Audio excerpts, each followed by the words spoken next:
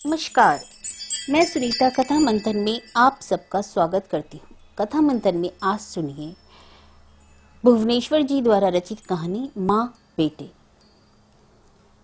चारपाई को घेर कर बैठे हुए उन सब लोगों ने एक साथ गहरी सांस ली। वह सब थके हारे हुए खामोश थे। कमरे में पूरी खामोशी थी। मरने वाले की सांस भी थकी हुई सी हारी हुई थी। 3 दिन से सब मौत की लड़ाई देख रहे थे और उसकी जीत का इंतजार कर रहे थे। पड़ोस के लोग खाली वक्त में आते, दरवाजे में मुंह घुसते ही मुंह सुखाकर किसी एक से धीमी आवाज में पूछते, डॉक्टर क्या कहता है? या ऐसे ही कुछ कह मरने वाला का बुझा हुआ खाली मुंह देखकर सलाह या आलोचना के कुछ लफ्ज कहकर चले जाते। वह सब दुनिया के साथ घूम रहे थे और सिर्फ मरने वाला धीरे धीरे तेजी से अलग हो रहा था। चारपाई को घेर कर बैठने वाले दुनिया में ऐसे वक्त जो होता आया है कह रहे थे और जो दुनिया में होता आया है उसके लिए तैयार थे या तैयार हो रहे थे। मरने वाली उनकी माँ, नानी और दादी ही तो थी। बड़ी लड़की कुची गो भाई के 2 खतों पर नहीं, उसकी लड़की को बच्चा होने वाला था, पर तार पाते ही अपनी लड़की को लेकर चली आई। बड़ा लड़का रेलवे की नौकरी में रात की ड्यूटी करता है, उसके लिए सुबह पराठे कौन और कैसे बनाता होगा। छोटा लड़का अब तो पलाश की बैठक नहीं जमाता है। इससे माँ की बीमारी या मौत से उसका कोई रिश्ता है, यह कभी कभी जानना चाहती है। छोटी अभी जवान है, अभी 3 साल हुए उसकी शादी हुई है। छोटी भाभी से बड़ी की चुगली खाती आई है और आज भी खाती है। माँ की बीमारी या मरने का अवसर यहाँ वहाँ किस तरह पड़ रहा है न जानती है न जानना चाहती है। बड़ा लड़का अधेड़ हो चला है, घर से अलग हो गया था। उसकी बीवी को अलग चूल्हा जलाते आज 17 साल हो गए। मरने वाली से उसे 1000 शिकायतें हैं, पर आज वह उन सबको भूलना चाहती है।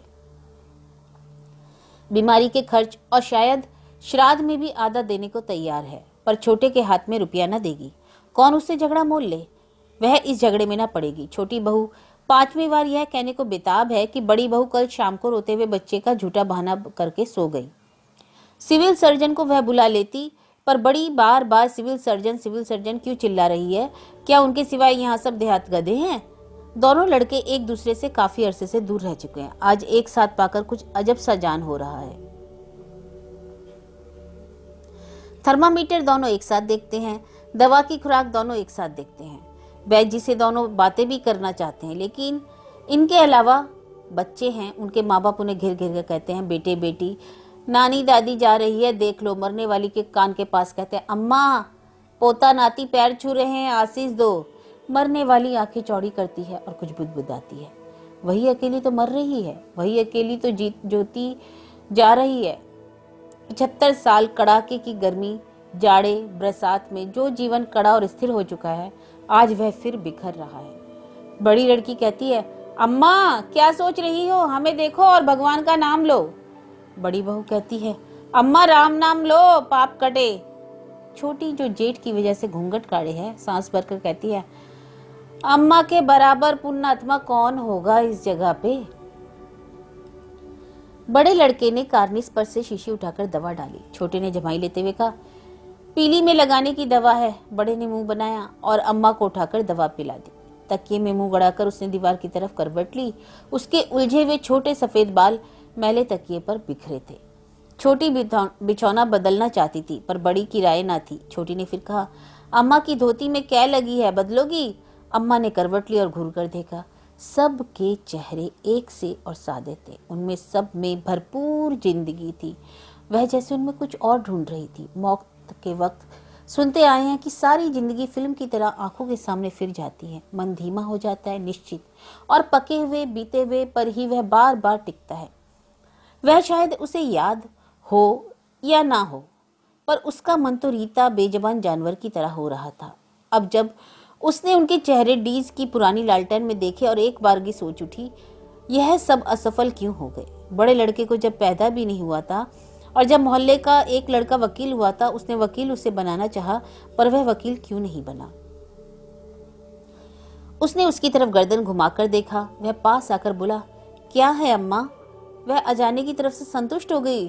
उसने पानी मांगा। पानी पीकर फिर वह थककर लेटी रही। आसपास लोग बातें कर रहे थे। बड़ी लड़की की गर्भवती लड़की भी वहां आकर बैठ गई।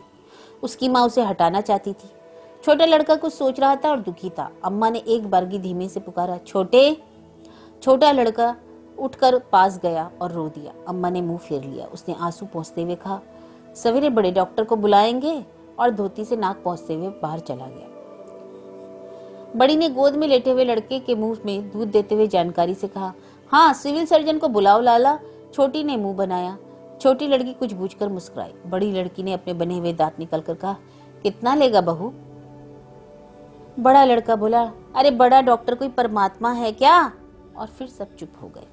अम्मा ने पूरा पूरा सुना और जान लिया कि बड़ा डॉक्टर परमात्मा नहीं है, और परमात्मा का ख्याल आते ही उसे एक बार की मालूम हुआ कि परमात्मा से वह इस वक्त भी उतनी ही दूर है जितनी कभी थी। सिर्फ उसमें उस वक्त एक तकलीफ, एक तंगी समाई हुई थी जो कभी ना थी। वह कमरे की सब चीजें गौर से देखने लगी। उन चीजों को वह लाख बार देख चुकी थी, यहाँ तक कि वे अपनी असली शक्ल खो बैठे थे।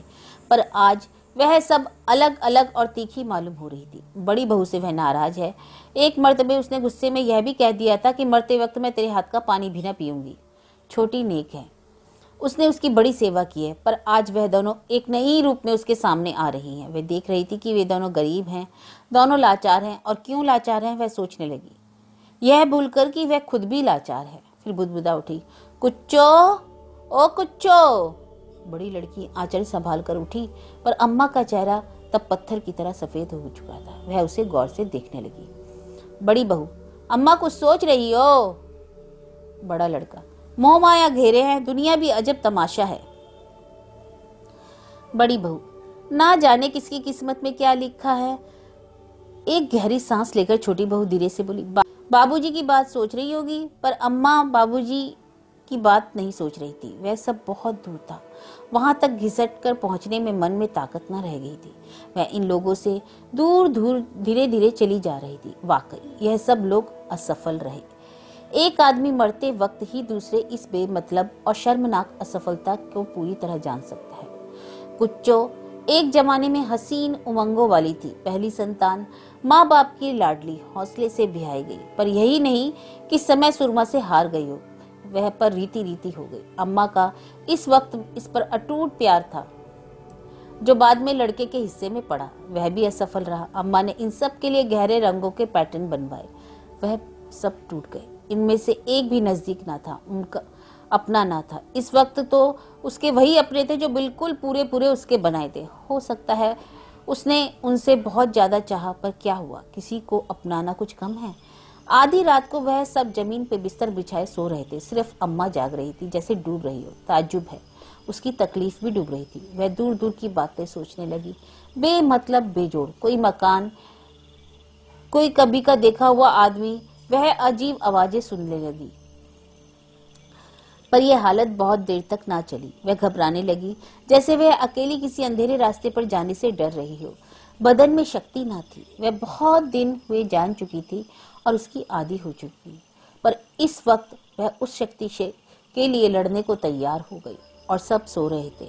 वह उनके नथनों की आवाज भी सुन रही थी, पहचान रही थी। पर यह सब उसके लिए क्या है, जब उसके ही अपने जिस्म में शक्ति ना थी। वह तो उसके लिए लड़ेगी। उसके चेहरे की शांति गायब हो गई। वहां एक कड़वे संग्राम ने जगह पाई। उसका मुंह तीखा और बेजान हो चला। बड़ा लड़का इत्तेफाक से जाग उठा। वह कोई अप्रिय सपना देख रहा था। उसने खासकर सिराने रखा पानी पिया और उठकर अम्मा के पास आया।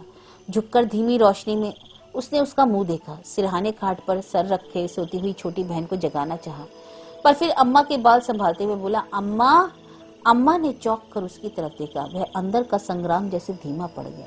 उसमें उसे थोड़ी सी शांति मिली। बड़े लड़के ने फिर पुकारा, अम्मा, अम्मा। अम्मा फिर सोते से जागी। उसके पूरे पूरे मन ने लड़के को पहचान लिया।